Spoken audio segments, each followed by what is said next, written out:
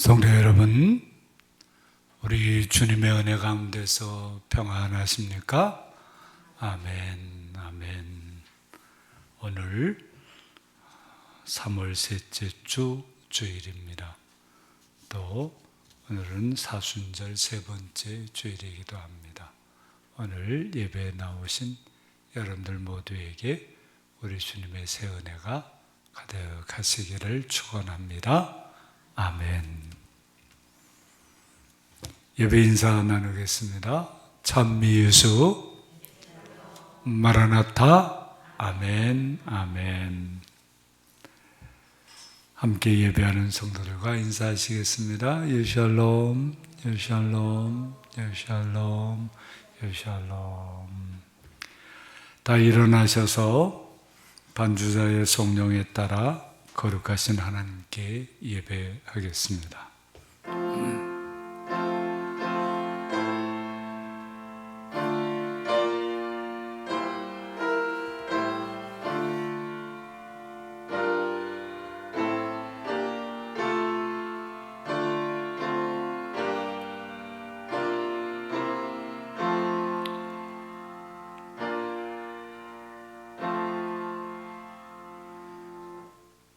여호와여, 돌아와 나의 영혼을 건지시며 주의 사랑으로 나를 구원하소서.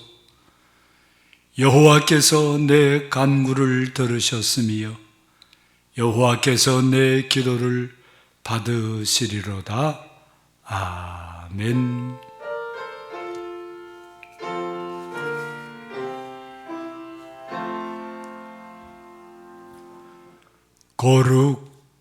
거룩하신 하나님 아버지, 연약하고 부족하고 죄악에 물든 우리들이 오직 우리 주님 예수 그리스도의 십자가를 붙들고 예배하러 나왔사오니 우리 모두를 받아 주옵소서. 성령님께서 우리 모두에게 오셔서 온 마음과 정성으로 한 마음과 한 뜻으로 예배하게 이끌어 주옵소서. 삼위일체 하나님 홀로 영광을 받으시고 우리 모두에게 새 은혜를 베풀어 주옵소서.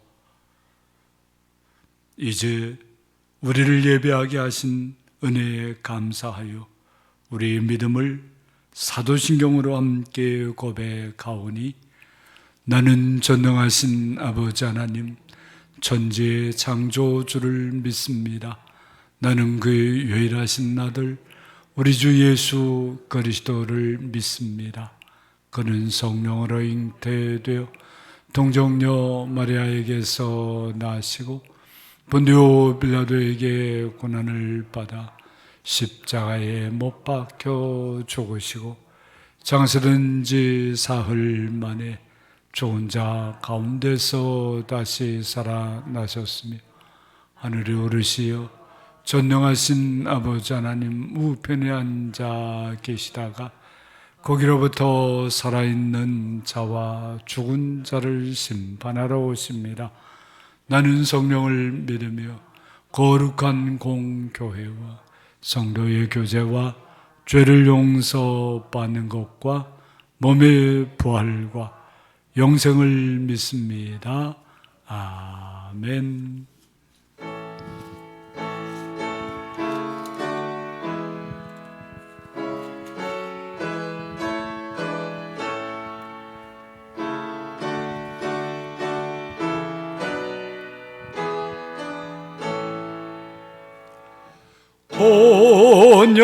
온영하로 신주 이곳에 오셔서 이 모인 자들로 저 백성 삼으사 고정에 항상 계신 고정에 항상 계신 본 영광 나타내소서.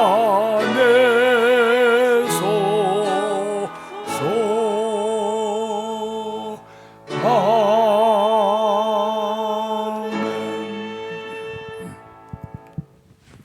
앉으셔서 교독문 126번으로 교독합니다. 여호와여, 나의 영혼이 주를 우러러 보나이다.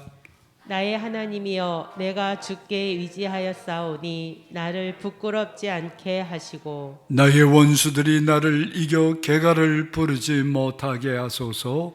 주를 바라는 자들은 수치를 당하지 아니하려니와 까닭없이 속이는 자들은 수치를 당하리이다. 여호와여, 주의 도를 내게 보이시고 주의 길을 내게 가르치소서. 주의 진리로 나를 지도하시고 교훈하소서. 주는 내 구원의 하나님이시니 내가 종일 주를 기다리나이다. 여호와여, 주의 긍휼하심과 인자하심이 영원부터 있어 사오니 주여, 이것들을 기억하옵소서. 여호와여, 내 젊은 시절의 죄와 허물을 기억하지 마시고 주의 인자하심을 따라 주께서 나를 기억하시되 주의 선하심으로 하옵소서. 여호와는 선하시고 정직하시니 그러므로 그의 도로 죄인들을 교훈하시리로다. 온유한 자를 정의로 지도하시며 온유한 자에게 그의 도를 가르치시리로다. 여호와의 모든 길은 그의 언약과 증거를 지키는 자에게 인자와 진리로다. 아멘.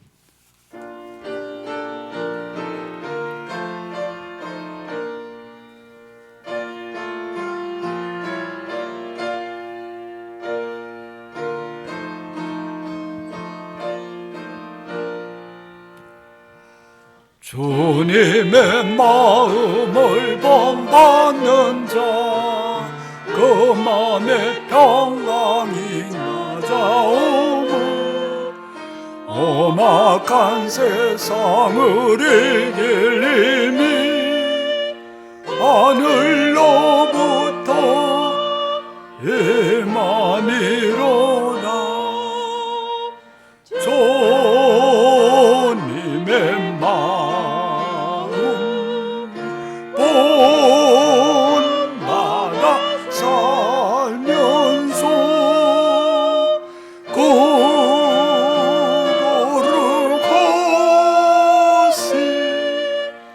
나도 이루리. 주 모습 내 눈에 안 보이며 검성 내 귀에 안 들려도 내 영혼 날마다 주를 만나 신령한 말씀 늘 배우도다. 주님의 마음 본받아 살면서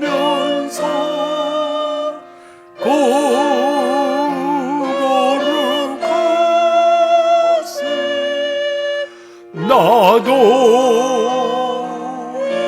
이루리. 가는 길 거칠고 험하여도 내 맘에 불평이 없어지고 십자가 고난을 이겨내신 주님의 마음 본받음이라. 주님의 마음 본받아 살면서 거룩하시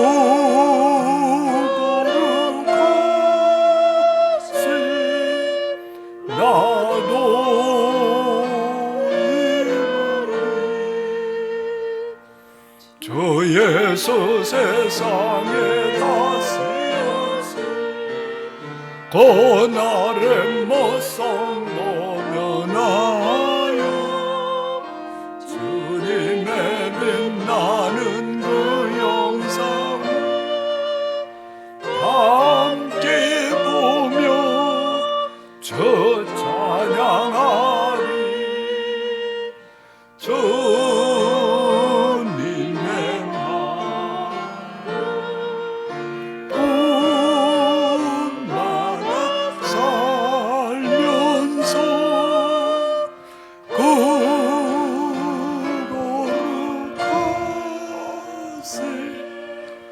나도 이루리.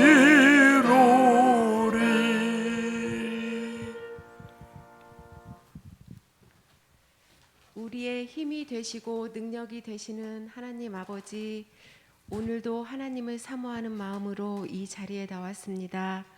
오늘 이 예배를 통하여 주님과의 관계가 다시 회복되게 하시고 주님이 주시는 평안과 기쁨을 누리는 시간이게 하옵소서. 코로나 상황의 장기화 가운데 우리는 하나님의 크신 섭리를 다 알 수도 없고 이해할 수도 없는 연약한 자들입니다. 코로나로 건강을 잃기도 하고 여러 공경에 처하기도 하지만 주님의 사랑으로 다시 일어설 수 있는 힘과 지혜와 능력을 더하여 주시옵소서. 제2대 담임 목사 청빙이 주님의 뜻대로 이루어지게 하시고 어제 있었던 특별 성가대 공연이 은혜롭게 마칠 수 있게 하시오니 감사드리며 주님의 영광이 되게 하시오니 감사드립니다. 사순절 40일 이어 새벽 기도회가 잘 이어지게 하시니 감사드리며 주님과 동행하는 삶이게 하옵소서. 우리에게 영적 지도자로 세워주신 목사님, 말씀 위에 기름 부어주셔서 선포되는 그 말씀을 통하여 주인 되신 주님을 더욱더 깊이 알아가게 하시고 예수님을 닮아가는 삶으로 우리를 변화시켜 주실 줄 믿고 감사드립니다. 오늘도 예배를 위해 여러 모습으로 섬기는 귀한 손길을 기억하여 주시고 축복하여 주옵소서. 주님의 십자가 보혈로 사랑하여 주시는 주님께 감사와 찬양과 영광을 올려드리며 예수님 이름으로 기도드립니다. 아멘.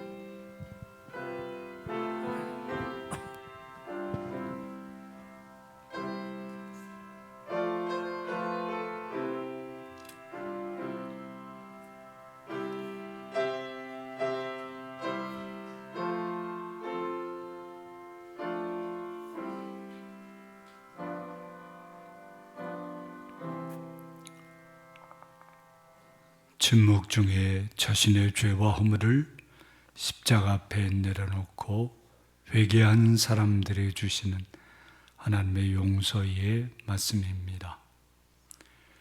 여호와의 인자와 긍휼이 무궁하심으로 우리가 진멸되지 아니함이니이다. 그러므로 그리스도 예수 안에 있는 사람들에게는 결코 정죄함이 없느니라. 아멘.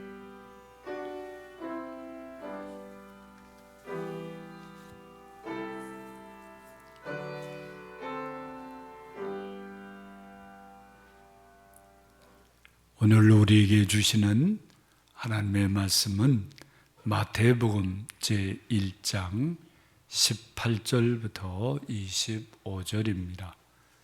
신약성경 1쪽이 되겠습니다. 마태복음 1장 18절부터 25절 말씀, 이 계시의 말씀을 함께 읽을 때 오늘 주시는 하나님의 말씀을 들으시기 바랍니다. 함께 읽습니다. 예수 그리스도의 나심은 이러하니라. 그의 어머니 마리아가 요셉과 약혼하고 동거하기 전에 성령으로 잉태된 것이 나타났더니 그의 남편 요셉은 의로운 사람이라 그를 드러내지 아니하고 가만히 끊고자 하여 이 일을 생각할 때에 주의 사자가 연몽하여 이르되 다윗의 자손 요셉아 내 아내 마리아 데려오기를 무서워하지 말라. 그에게 잉태된 자는 성령으로 된 것이라. 아들을 낳으리니 이름을 예수라 하라. 이는 그가 자기 백성을 그들의 죄에서 구원하실 자이심이라 하니라. 이 모든 일이 된 것은 주께서 선지자로 하신 말씀을 이루려 하심이니 이르시되 보라, 처녀가 잉태하여 아들을 낳을 것이요 그의 이름은 임마누엘이라 하리라 하셨으니 이를 번역한즉 하나님이 우리와 함께 계시다 함이라.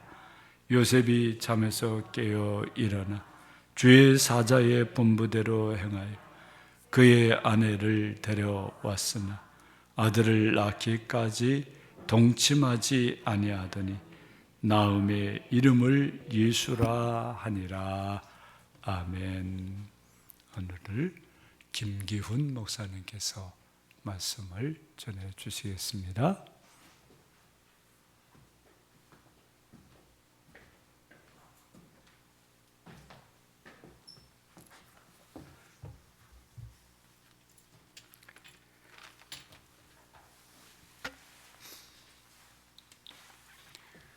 사순절 셋째 주간입니다. 사순절 기간에 오늘 말씀 가운데 의로운 사람 요셉의 이야기를 통해서 우리 자신을 살펴보는 시간이 되고 하나님께 더욱 깊이 나아가는 사순절 기간이 되시기를 소망합니다.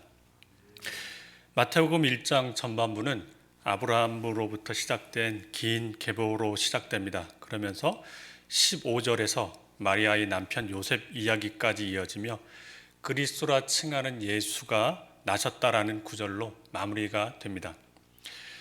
오늘 함께 읽으신 이 18절부터 25절의 본문은 예수님의 계보 가장 마지막인 15절에 기록된 예수님의 어머니인 마리아와 요셉의 이야기를 자세하게 묘사해 주고 있는 장면입니다.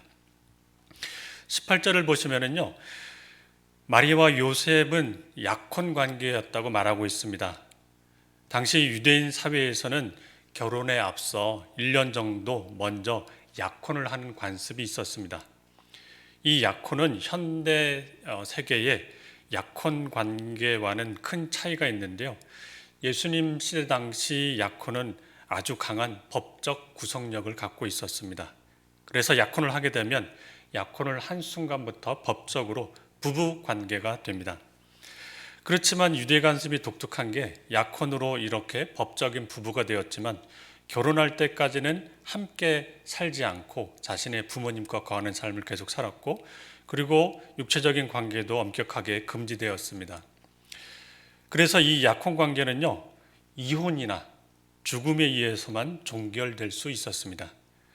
그래서 이런 관습 가운데 아마도 마리아가 먼저 요셉에게 자신의 이 성령으로 잉태된 사실을 요셉에게 알린 것 같습니다. 그래서 이 약혼 기간 중에는요, 그 여자가 부정한 것으로 드러나게 되면은 구약 시대의 풍습으로는 지금 사회적으로는 맞지는 않지만은 신명기 율법에 따르면은 돌로 쳐 죽이도록 되어 있었습니다. 그리고 신약 시대에는 이렇게까지는 하지 않고 이제 이혼을 하게 되어 있었습니다. 그래서 이런 관습 상황 속에서 요셉은 파혼하기로 마음을 먹습니다. 그런데요, 여기서 이런 요셉을 19절에 이렇게 묘사하고 있습니다. 그의 남편 요셉은 의로운 사람이라. 성경에 의로운 사람이라는 표현을 많이 쓰지 않습니다. 특히 신약 성경 가운데는 거의 쓰지 않는데 마태복음의 저자는 요셉을 의로운 사람이라고 소개하고 있습니다.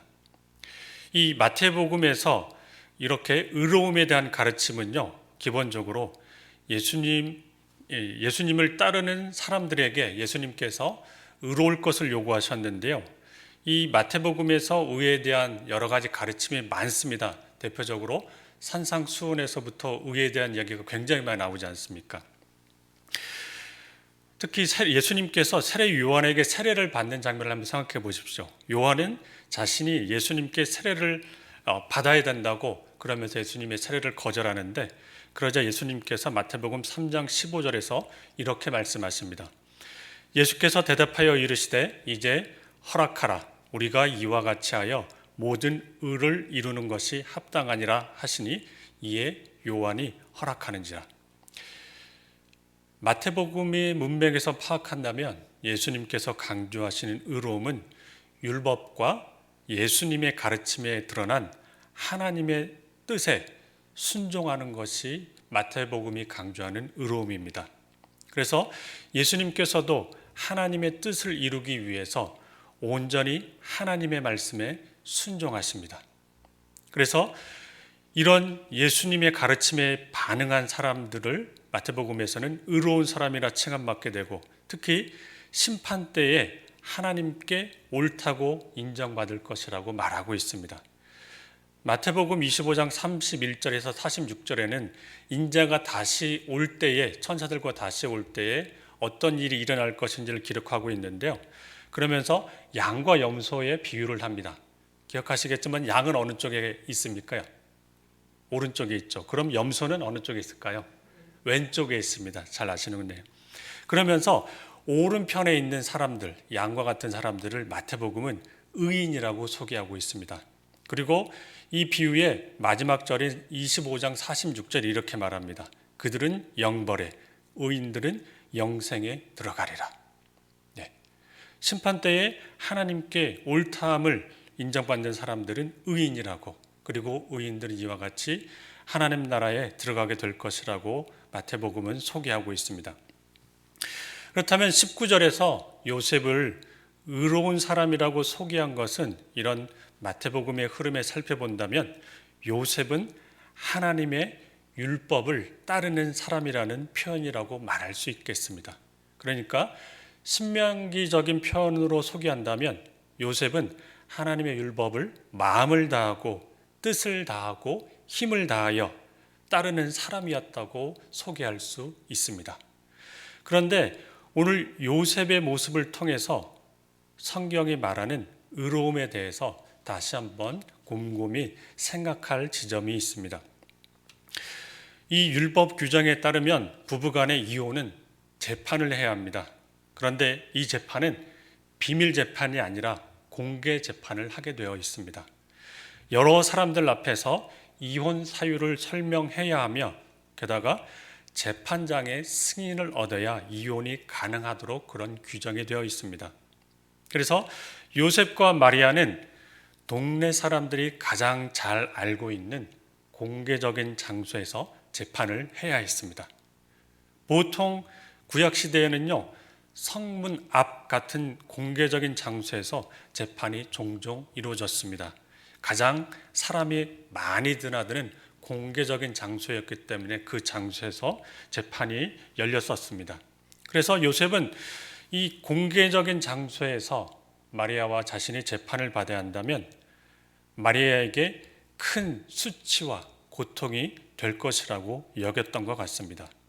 그래서 19절에 요셉의 행동에 대해서 성경은 의로운 사람이라 그를 드러내지 아니하고 가만히 끊고자 하여라고 말하는데, 이 말을 다른 말로 의역한다면 그는 약혼녀를 공개적으로 망신시키고 싶지 않았다. 그래서 조용히 파혼하기로 마음먹었다는 말로 의역할 수 있습니다. 조용히 파혼한다는 이 말은요, 율법 규정에 따르면 가장 최소한의 증인, 바로 두 사람 앞에서 이혼 절차를 진행하겠다는 그런 의미가 담겨져 있습니다. 이것을 살펴본다면요, 의로운 사람 요셉, 그러니까 하나님의 율법을 따르는 사람들의 중요한 특징을 하나 살펴볼 수 있습니다. 요셉은 마리아가 성령으로 잉태한 것을 모르는 상황이었습니다. 그래서 요셉은 그런 상황이었지만 자신과 약혼을 한 마리아가 공개적으로 수치를 당하지 않도록 조용하게 파혼 절차를 진행하려고 마음을 먹었습니다. 저희야 성경을 읽고 있고 이미 알고 있기 때문에 이 상황들은 이해가 되지만은, 만약 당사자였던 요셉의 입장에서 본다면 마리아의 임신 소식은 매우 당황스럽고 어쩌면 분노를 일으키는 행동이었을지 모르겠습니다. 그렇지만 요셉은 참으로 의외의 모습을 보여줍니다. 마리아의 상황을 배려하는 행동을 선택합니다. 어쩌면 요셉의 이런 행동은 마리아의 상황을 최대한 공감하고 배려했다는 그런 것들이 담겨져 있을 것 같습니다. 이런 공감과 배려는 어떤 의미에서 본다면 상대방을 이해하고 사랑하려는 노력으로 나오게 되는 내적인 것이라 말할 수 있습니다. 그러니까 이런 요셉의 공감과 배려는 그가 갖고 있는 성품이기도 할 수 있겠지만은요, 하나님의 율법을 신실하게 따르는 사람들에게 드러나게 되는 어떤 의미에서 본다면 성령의 열매이자 내적 성향이라고 말할 수 있을 것 같습니다. 이 자리에 앉아 계신 우리 성도 여러분, 하나님의 말씀을 따라 살아가는 사람들의 이미지를 생각한다면 어떤 의미에서는 뭔가 강인한 혹은 완고한 원칙주의자 혹은 대쪽 같은 이미지를 떠올리는 경우가 있을 것 같습니다. 그렇지만은 오늘 살펴본 요셉의 이야기를 살펴본다면 하나님의 말씀을 따라 살아가는 사람들의 특징들을 이와 같이 살펴볼 수 있습니다. 저희 자녀들이 수영을 배우고 있는데요. 수영을 배우는 것 가끔씩 이렇게 같이 데려다주고 하는 과정 가운데 수영하는 그 라인을 보게 되면요, 한 라인에 초급부터 중급, 고급자 과정까지 한 시간대에 계속 다 받게 되어 있는데 이 과정을 딱 보다 보면은요, 그 초급자와 고급자의 큰 차이점을 하나 발견할 수 있었습니다. 그게 뭐냐면 초급자들은요, 수영을 배우는 긴장 상태이기 때문에 어떻습니까? 몸이 굉장히 경직되어 있고 동작도 굉장히 크고 그리고 마치 로봇처럼 굉장히 뻣뻣합니다. 그렇게 하면서 어떻게든 그 수영을 처음 배운 사람들은 물에 빠지지 않기 위해서 굉장히 발도 굉장히 열심히 치고 손도 굉장히 스윙을 크게 하는 모습을 보게 되지만은요, 이 수영을 굉장히 잘하는 고급자 반의 눈을 이렇게 제가 유심히 보게 되면은요, 같은 동작인데도 가장 큰 차이점은 정말 물 흐르는 것처럼 자연스러운 동작을 한다는 겁니다. 그러니까 팔 동작, 다리 동작 하나하나가 정말 자연스럽습니다.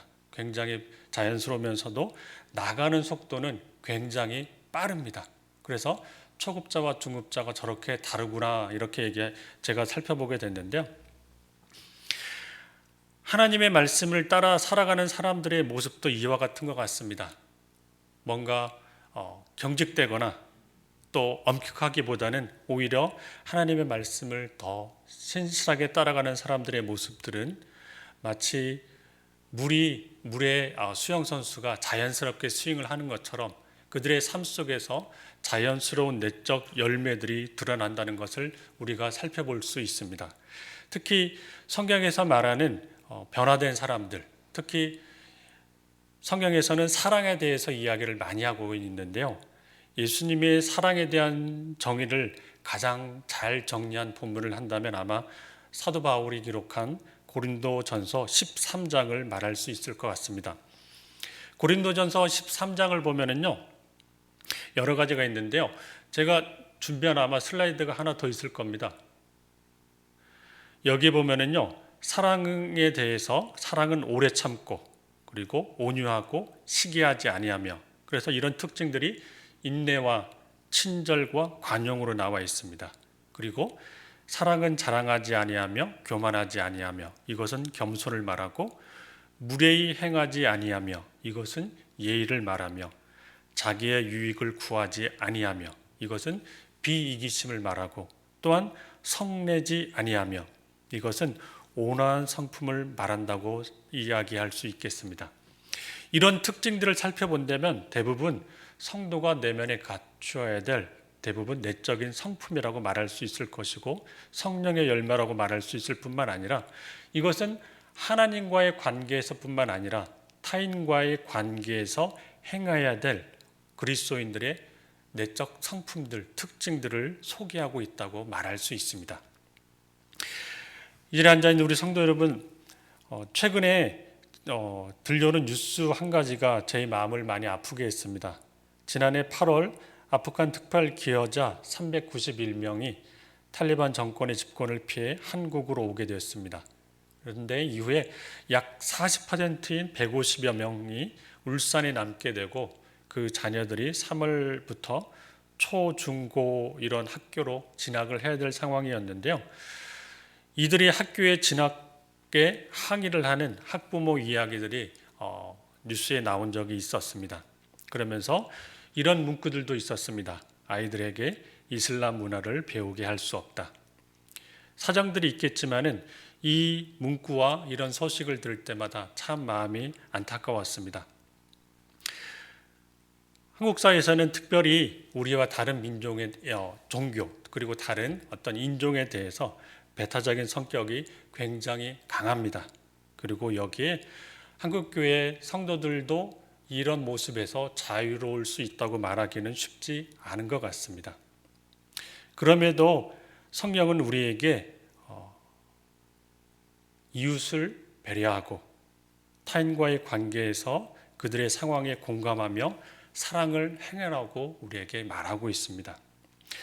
마태복음에서 주님이 다시 오실 때에 의인으로 칭찬을 받는 사람들은 지극히 작은 형제들에게 줄일 때 먹을 것을 주고 목마를 때에 마시게 했고 나그네 되었을 때에 영접한 사람들이었다고 마태복음 25장에서 말합니다.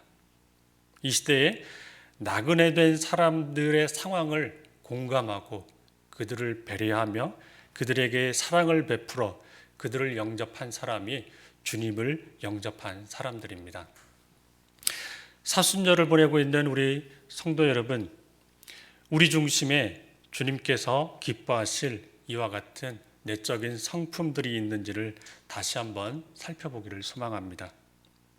아까도 언급했지만은 우리 한국교회는 어떤 의미에서 본다면 강경한 기독교 혹은 무례한 기독교라는 말이 딱 맞을 정도로 대사회적으로 무례하거나 혹은 아주 강경한 종교 집단으로 인식되고 있는 상황입니다. 최근에 많은 이슈들에 대해서 걱정되고 염려되는 지점들도 있지만은요, 성도들이 이런 이슈들이나 이런 분들을 대할 때 바로 요셉과 같은 자세로 그들을 대할 필요가 있습니다. 주님께서는 우리에게 언제나 사람들을 대할 때 하나님을 대하는 것처럼 그들의 상황에 공감하고 배려하며 온유한 자세로 사랑을 베푸기를 원하십니다. 이 사순절 기간에 하나님의 말씀을 따르는 성도들답게 이와 같은 내적 열매들을 가꾸어가는 성도님들이 되시기를 소망합니다. 이런 의로운 사람의 특징이 또 다른 특징이 24절에 나옵니다. 조용하게 관계를 마무리하려고 했던 요셉에게 주의 사자가 나타나서 마리아가 성령으로 잉태하였고 아들을 낳게 될 것이라고 말씀합니다. 이렇게 천사를 통해 하나님의 뜻을 알게 된 요셉의 행동을 24절에서 이렇게 말하고 있습니다. 요셉이 잠에서 깨어 일어나 주의 사자의 분부대로 행하여 그의 아내를 데려왔으니. 요셉이 잠에서 깨어 마리아를 데려왔는데 그 이유를 주의 사자의 분부대로 행하였다고 말합니다. 그리고 아들이 태어나자마자 그의 이름을 주의 사자가 말한 대로 이름을 예수라고 짓습니다. 이 장면을 보게 된다면 바로 하나님께 순종하는 요셉의 모습을 살펴볼 수 있습니다. 성경이 말하는 의로움의 핵심은 이 요셉의 모습처럼 하나님의 말씀에 순종하는 것입니다. 구약에서 말하는 대표적인 의인, 의로운 사람의 이미지가 가장 잘 드러난 구절은 시편 1편이라고 말할 수 있는데요. 이 시편은 이스라엘 백성들이요 바벨론 포로 생활 시기에 기록되었다고 보고 있습니다. 여러분, 바벨론 포로 생활 시기라고 한다면 어떤 시기일까요? 이스라엘 백성들이 가장 고난받고 고통받는 시기입니다. 그렇기 때문에 이스라엘 사람들에게는 이런 사고관이 있었습니다. 하나님의 율법을 따르게 될 때에는 복이 있다. 그 복들이 물질적인 복들, 명예적인 복들이 드러난다고 오경에 나와 있는 것들을 대표적으로 말하면서 그것을 추구했지만은 포로 생활 시기에 그들의 삶에는 어떻습니까? 그들의 손에 갖고 있는 것들이 별로 없었고 그들의 이름이 존귀하게 여겨지지도 않던 상황이었습니다. 그러면서 이런 상황에 어떤 의미에서 본다면 하나님이 주신 복이 어디 있느냐 따질 수 있었습니다. 그럴 때에 시편 기자는요, 시편 1편을 통해서 진정한 복에 대해서 이렇게 말하고 있습니다. 바로 율법을 따르는 자가 진정한 받게 되는 진정한 복에 대해서 이렇게 말하는데요. 진정한 복은 시편 1편 2절에 말한 것처럼 오직 여호와의 율법을 즐거워하여 그의 율법을 주야로 묵상하는 자. 이것이 바로 하나님이 주시는 진정한 복을 받는 자의 모습이라고 이야기를 하고 있습니다. 성경은 이와 같이 율법을 즐거워하여 그의 율법을 주야로 묵상하는 사람을 의로운 사람이라고 말합니다. 그래서 이런 하나님께 의로운 자, 하나님의 복을 받는 의로운 사람의 특징을요, 바로 말씀을 따라 순종하며 살아가는 사람이라고 말할 수 있습니다. 이런 순종은 무엇을 말하는 것일까요? 바로 자기 사랑, 자기 중심성을 내려놓고 하나님께서 주시는 사랑을 의지하여 주님께서 하시는 말씀을 따라가는 것이라고 말할 수 있습니다. 성경이 말하는 죄의 여러 가지 중요한 특징들이 많은데 그 중에 하나가 무엇이냐면 하나님보다 자기를 사랑하고 이웃보다 자기를 더 사랑하는 것입니다. 자기 사랑은 기본적으로 인간의 발달 과정에 있어서 굉장히 중요한 측면이지만은 어떻습니까? 자기 사랑은요, 갓난 어린아이부터 노년에 이르기까지 자기 사랑은 자기가 의도하지 않아도 굉장히 자연스럽게 그리고 굉장히 잘하게 되어 있는 것이 인간의 본성입니다. 그런데 성도 여러분, 요셉은 하나님의 말씀을 따르는 자로서 굉장히 쉽지 않은 상황임에도 불구하고 주님의 사자의 말씀에 순종했다고 기록되어 있습니다. 성경은 이것을 짧게 기록하고 있지만은요, 요셉은 이 과정 속에서 굉장히 힘들었을 것입니다. 꿈에 주의 사자가 나타났다고 하긴 하지만은 어떻게 이것을 그대로 따를 수 있었겠습니까? 그렇지만 요셉은 평소에 하나님의 말씀에 따라 말씀을 순종했던 사람의 그런 성품을 따라서 아마도 치열한 내적인 분투 가운데에 결국 하나님의 말씀을 따르기로 선택하고 그와 같이 행동했을 것입니다. 이제 앉아 계신 성도 여러분, 여러분들의 최근의 신앙 여정은 어떻습니까? 주님께서 주시는 말씀에 순종하는 삶을 살고 계십니까? 우리의 뜻이나 우리의 형편, 우리의 감정을 내려놓고 주님 말씀을 순종하는 그런 길을 걸어가고 계십니까? 또한 기도 가운데 주시는 주님의 뜻을 따르는 그런 삶을 살아가고 계십니까? 이 사순절 기간에 주님의 고난을 더 묵상하며 살피는 기간을 보내고 있습니다. 하나님 말씀을 최선을 다해 순종하며 걸어가신 우리 예수님의 순종을 기억하시며 우리의 자기중심성을 내려놓고 순종하신 그 주님의 길을 뒤따라가시는 성도님들이 되시기를 소망합니다. 말씀을 이렇게 살피면서 의로운 삶에 대해서 보고 있지만은요, 의롭게 살아가기란, 이 현대 사회에서 의롭게 살아가기란 참으로 어려운 것 같습니다. 그리고 요셉 자신도 자신이 처한 현실 속에서 주님의 말씀을 따라 살아가기가 굉장히 쉽지 않았을 것 같습니다. 그리고 요셉은 이후에 마태복음 여정을 본다면 또 헤롯의 위협을 피해서 고향을 떠나 지금의 이집트까지 피난 살이를 하게 됩니다. 그런 고단한 인생 가운데에 요셉은 어떻게 이렇게 하나님 말씀에 순종하는 의로운 사람으로 살아갈 수 있었을까요? 그의 그런 소위 말하는 비결은 무엇이었을까요? 근데 성경에는 이것들이 구체적으로 나와 있지 않지만은 이것을 좀 살펴본다면요, 요셉은 아마 나이를 학자들이 추측한 나이로 그 당시 평균 연령을 본다면 아마 한 16세에서 18세 정도의 청년, 그리고 마리아는 아마도 12세에서 14세 정도, 아무리 많이 잡아도 16세를 넘기지 않았다고 추측하고 있습니다. 옛날에는 이 정도에는 다 결혼했다고 말할 수 있겠지만은요, 어쨌든 인생 경험이 그렇게 많지 않은 요셉에게 이 주의 사자를 통해서 마리아의 잉태 소식 이후에 일어난 일들은 그에게는 굉장히 쉽지 않은 과정이었을 것은 분명합니다.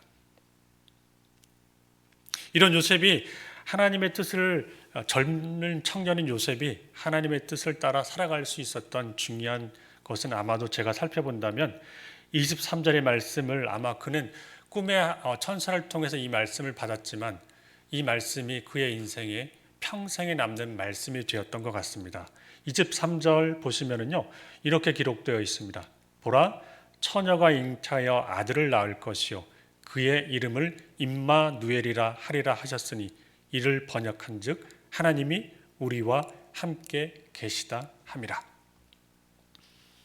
마태복음의 저자는 구약 성경을 되돌아보며 자기 백성을 구원할 아기 예수의 탄생이 궁극적으로 이사야서 7장 14절의 예언을 이룬다는 것을 이것을 통해서 선언합니다. 그러면서 이 이사야 선지자의 예언은요 임마누엘의 탄생이 당시 유대 왕이었던 아하스와 다윗 가문에 대한 침략에서 구원을 표시할 뿐만 아니라 하나님께서 우리와 함께 하시는 임마누엘이라 이름하시는 미래의 메시아 이런 구원자가 있게 될 것임을 말하고 있습니다. 요셉은 그의 평생에 주의 천사를 통해 받은 임마누엘이라는 말씀을 기억하고 가슴에 담았을 것입니다. 그리고 그는 그 말씀대로 자신의 삶에 함께 계시는 임마누엘의 하나님을 경험했을 것입니다. 마태복음을 읽는 독자들에게도 마태복음 1장에 등장하는 임마누엘이 마태복음의 마지막 장인 28장 그리고 마지막 절인 28장 20절의 이 말씀을 통해서 다시 한번 확실하게 임마누엘의 하나님을 우리에게 알려주고 있습니다. 마태복음의 제일 마지막 장 마지막 절인 28장 20절에 이렇게 주님께서 말씀하셨습니다. 내가 너에게 분부한 모든 것을 가르쳐 지키게 하라. 볼지어다 내가 세상 끝날까지 너희와 항상 함께 있으리라. 이제 성도 여러분, 마태복음의 말씀을 통해서 하나님께서 이렇게 말씀하십니다. 하나님께서는 우리 인생의 시작에도 함께 하실 뿐만 아니라 우리의 마지막까지도 하나님께서 함께 하신다 말씀하십니다. 임마누엘 하나님께서 우리 인생의 모든 여정 가운데에 함께 하신다고 말씀하십니다. 이보다 더 든든한 말씀이 세상 어디에 있겠습니까? 성도들이 의롭게 살아갈 수 있는 힘의 근원은 바로 임마누엘 하나님이십니다. 하나님께서 세상 끝날까지 우리와 항상 함께 있겠다고 말씀하십니다. 하나님께서는 자신의 말씀에 순종하며 살아갔던 요셉 그리고 오늘 살펴보지는 않았지만은 마리아를 통해 이 세상의 구원자 예수 그리스도를 태어나게 하셨습니다. 하나님 나라의 가장 놀라운 일들을 이 세상의 가장 유력자, 권력자가 아닌 가장 작고 젊은 두 사람들을 통해서 하나님 나라의 일들을 시작하셨습니다. 하나님의 일하심은 지금도 동일합니다. 여전히 불완전하고 실수투성일 수 있는 우리들이지만은 하나님께서는 여전히 자신의 말씀을 따라가 살아가는 성도들을 통해서 그들의 삶을 통해서 하나님 나라의 일들을 이루어 가십니다. 임마누엘 하나님께서 이런 성도인들과 함께 하십니다. 임마누엘 하나님을 의지하시며 사순절 기간 동안 더욱 말씀을 따라 살아가기를 힘쓰시는 의로운 성도님들이 되시기를 주님의 이름으로 축원합니다. 함께 찬송하시겠습니다.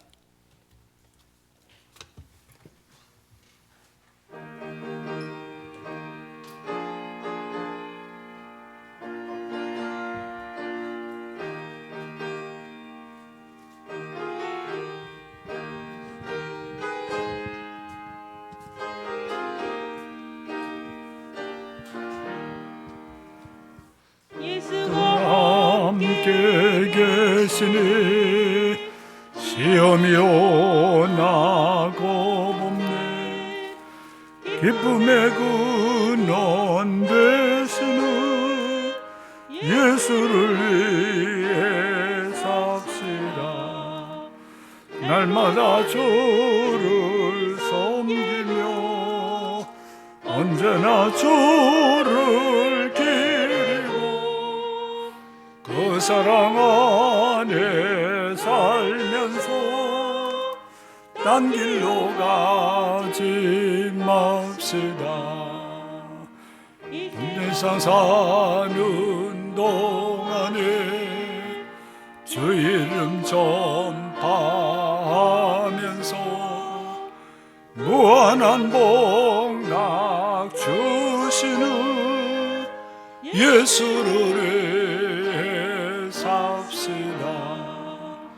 날마다 주를 섬기며 언제나 주를 기리고 그 사랑 안에 살면서 딴 길로 가지 맙시다. 이 세상 친구 없어도 예수는 나의 친구니 불의 아니를 버리고 예수를 위해 삽시다.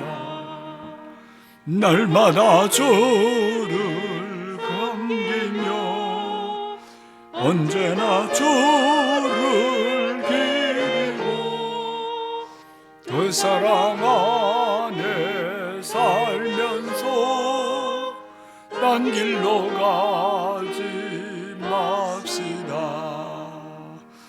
주께서 심판하실 때 잘했다 칭찬하리니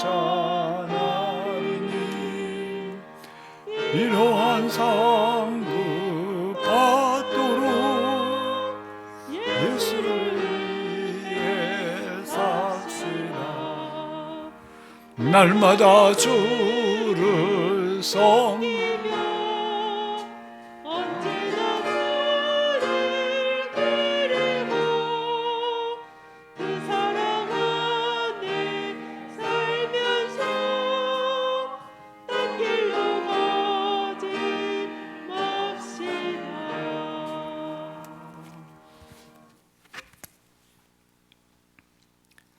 하나님 아버지 감사합니다.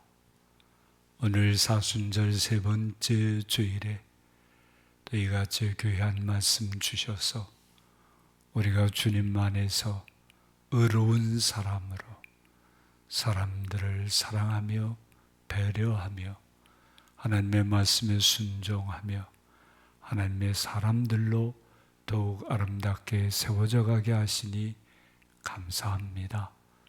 우리와 함께 하신 우리 주님과 더불어 이 아름답고 복된 길을 걸어가게 하시는 주님을 찬양하며 감사한 마음으로 우리 자신을 드리는 표로 이 예물을 바칩니다. 우리 하나님께서 기뻐 받아 주옵소서. 말씀에 따라 11조 예물을 드리고 감사 예물을 드리고 주일 예물을 드렸습니다.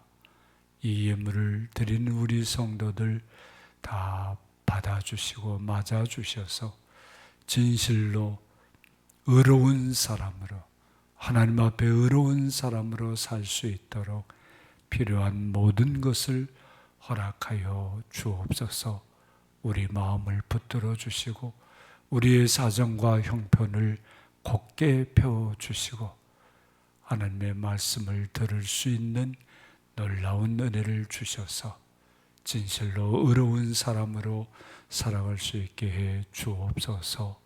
하나님 아버지, 주님의 말씀에 따라 또한 선교 헌금도 드리오니 이 선교 헌금이 쓰여지는 곳곳마다 하나님의 놀라운 역사들이 이루어지게 하옵소서.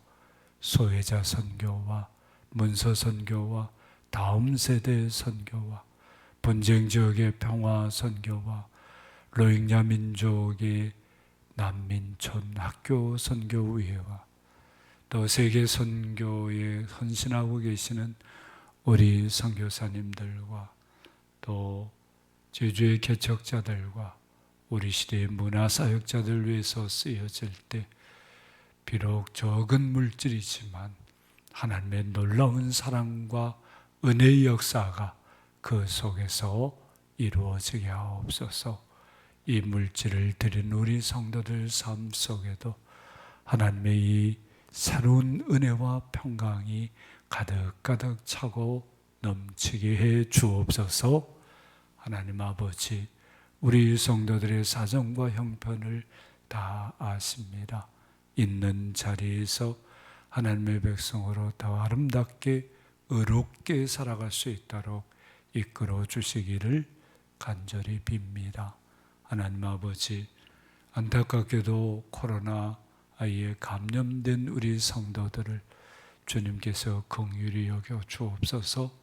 지금까지도 완치해 주신 것처럼 지금 앓고 있는 분들도 아무 탈로 없이 완치되어서 하나님의 은혜를 찬양하며 기뻐할 수 있게 해 주옵소서.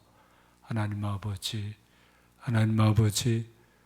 우리나라의 난민으로 온 아프가니스탄 아이들을 살펴주시고 그 가정을 위로해 주시기를 간절히 빕니다. 하나님 아버지, 먼저 예수 믿는 우리들이 비록 저들이 믿는 것은 달라도 참으로 나그네로 이 땅에 온 사람들을 선대하고 환대할 수 있도록 우리 주님께서 역사해 주시기를 간절히 빕니다. 하나님 아버지, 전쟁으로 고통 중에 있는 우크라이나 사람들을 불쌍히 여기시고 이 세상에 이모저모로 고통과 괴로움 속에 있는 사람들을 우리 주님의 십자가 부활의 은총으로 감싸 주시고 위로해 주시고 새 은혜로 함께해 주옵소서. 우리 주님께서 우리 모두의 기도를 들으셔서 우리 교회의 제2대 담임 목사님을 당회가 결의할 수 있도록 도와주신 것 감사합니다. 하나님의 뜻에 따라 되어진 일로 믿고 찬양을 드립니다. 하나님께서 이제 주의 놀라운 일들을 이루시고 하나님 홀로 영광을 받으시옵소서.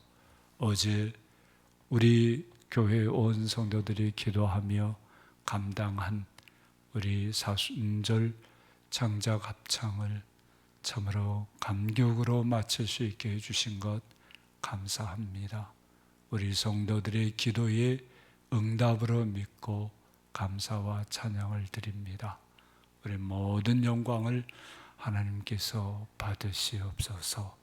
우리 한 주간도 다시 오늘 말씀에 따라 의로운 성도로 하나님께 영광 돌리며 성도들과 함께 사람들과 함께 기뻐하며 감사하며 살아갈 수 있도록 이끌어 주옵소서. 예수님의 이름으로 기도합니다. 아멘. 교회 소식을 전해드려야 되겠는데 이상하게 여기 설교하러 오시는 목사님들은 여기 있는 주보를 가지고 내려가세요.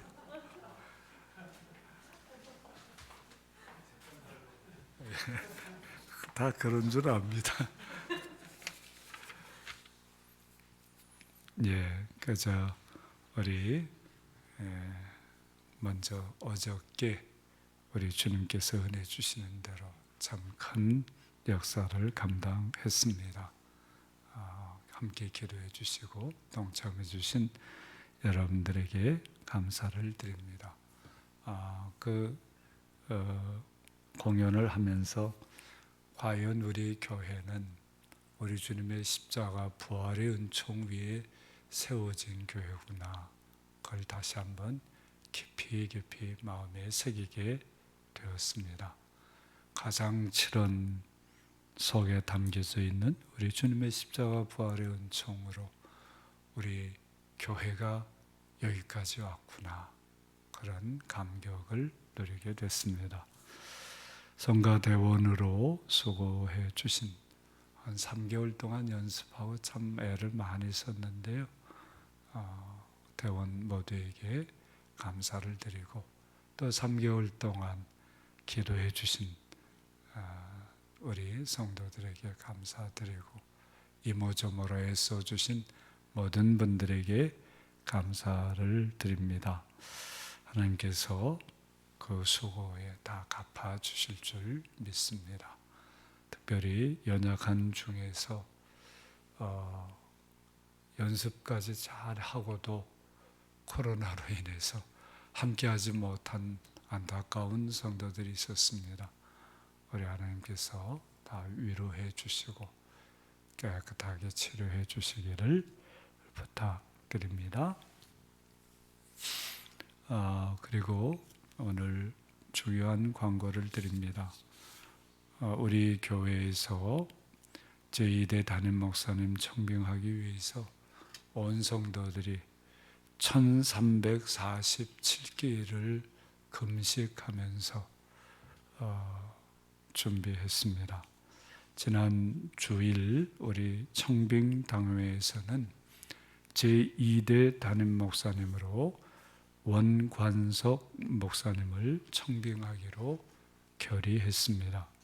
추후 재직회와 공동의회 일정이 있습니다. 원 목사님은 3월 24일 목요일 날 오셔서 25일까지 교회에 머무르시게 되는데 우리 교회를 방문해서 추후 일정과 목회사역에 관해서 당회와 협의할 예정입니다.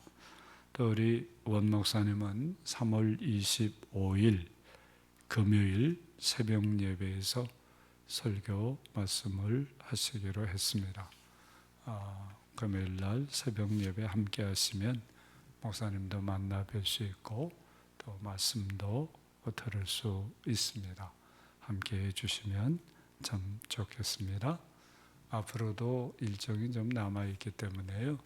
여러분들의 계속 기도가 꼭 필요합니다. 함께 기도해 주시고 마음을 모아주시기를 부탁드립니다.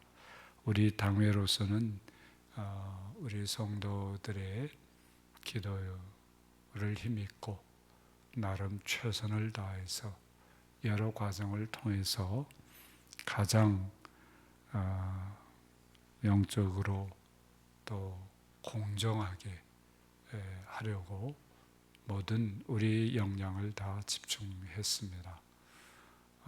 우리 부족한 사람들이 얼마나 하겠습니까마는 그 속에 하나님의 역사가 있다고 믿으면서 이 일을 감당했습니다. 여러분들께서 그렇게 이해해 주시면 대단히 감사하겠고요. 또 그런 가운데 교회의 아름다운 역사가 이루어질 줄로 믿습니다. 여러 가지로 궁금하시겠죠. 그 궁금한 것 이제 앞으로 하나하나 만나서 함께 믿음의 길을 걸어가면서 풀려갈 줄로 믿습니다. 너무 한꺼번에 다 알려고 하지 마시고요. 그리고 또 원래 한꺼번에 다 알면요 또 빨리 실망도 하고 그런답니다. 그러니까 그런 생각으로 목사님 맞아주시고 또 함께해 주시기를 부탁드립니다. 오늘 주일 예배 말씀을 전해주신 김 목사님께 진심으로 감사를 드립니다. 세례 예고가 있는데요. 세례 받고자 하는 분들은 신청서 내주시고 저를 만나 주시기 바랍니다. 그 외에 여러 소식들 잘 살펴주시고요. 지금 우리 성도들 중에 계속해서 감염자가 생기고 또 완치되고 이런 게 지금 계속되고 있습니다. 지금 어제도 우리 제주에서 6,700명이 감염이 됐다고 합니다. 그러니까 우리 성도들이 감염되는 것도 그렇게 이상한 일은 아닌 것 같은데 참 고통이 많이 따르겠죠. 여러분께서 기도해 주시고 또 위로해 주시기를 부탁드립니다. 이런 조심스러워서 누가 어떻게 감염됐다 말하기도 좀 조심스러워요. 그래서 말씀을 안 드리는데 여러분들이 아름아름해서 알게 된 분들은 위로의 기도를 많이 해주시기를 부탁드립니다. 고맙습니다. 이제 다 일어나셔서 성도의 교제들 나누겠습니다. 우리 주님의 이름으로 사랑합니다. 서로 인사하겠습니다. 주님의 이름으로 사랑합니다. 주님의 이름으로 사랑합니다. 주님의 이름으로 사랑합니다. 우리 김기훈 목사님께 이렇게 감사합시다. 말씀 감사합니다. 말씀 감사합니다. 말씀 감사합니다. 고맙습니다. 축복하겠습니다. 의로운 사람으로 삽시다. 의로운 사람으로 삽시다. 의로운 사람으로 삽시다. 의로운 사람으로 삽시다. 십계명을 확약하겠습니다. 하나님이 이 모든 말씀으로 말씀하여 이르시되 나는 너를 애굽 땅 종되었던 집에서 인도하여 낸 네 하나님 여호와니라. 제1은 너는 나 외에는 다른 신들을 내게 두지 말라. 제2는 너를 위하여 새긴 우상을 만들지 말고 그것들을 섬기지 말라. 제3은 너는 내 하나님 여호와의 이름을 망령되게 부르지 말라. 제4는 안식일을 기억하여 거룩하게 지키라. 제5는 내 부모를 공경하라. 제6은 살인하지 말라. 제7은 간음하지 말라. 제8은 도둑질하지 말라. 제9는 내 이웃에 대하여 거짓 증거하지 말라. 제10은 내 이웃의 집을 탐내지 말라. 다 함께 예수께서 이르시되 내 마음을 다하고 목숨을 다하고 뜻을 다하여 주 너의 하나님을 사랑하라 하셨으니 이것이 크고 첫째 되는 계명이요 둘째도 그와 같으니 네 이웃을 내 자신같이 사랑하라 하셨으니 이 두 계명이 온 율법과 선지자의 강령이니라. 아멘.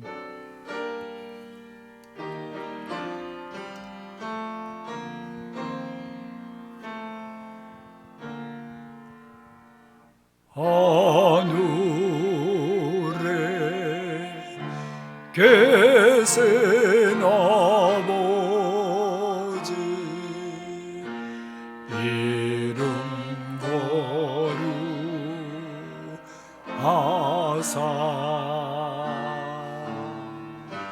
주님 나라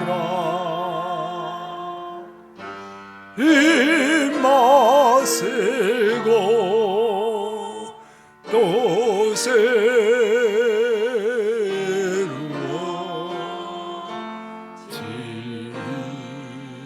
세워지다 일용할 양식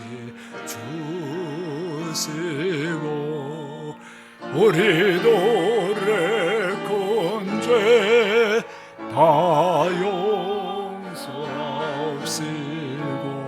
또 시험에 들게 마시고 악에서 구원하소서. 내게 주의 나라 주의 권세 주의 영광 영원히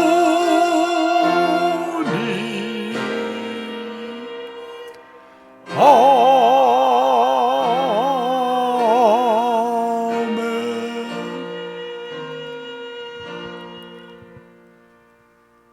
이제는 우리 구주 예수 그리스도의 무한하신 은혜와 하나님 아버지의 극진하신 사랑과 성령님의 충만한 교통하심이 우리 주님 예수 그리스도의 은혜를 힘입고 의로운 사람으로 하루하루 더 아름답게 살아가고자 다짐하고 소원하는 우리 모든 성도들 위에와 우리 성도들의 삶의 도전 위에와 온 교회와 이민족과 이 땅 제주 위에 그리고 우리와 함께 살아가는 많은 이들 위해 항상 함께 하옵시기를 간절히 축원하옵나이다.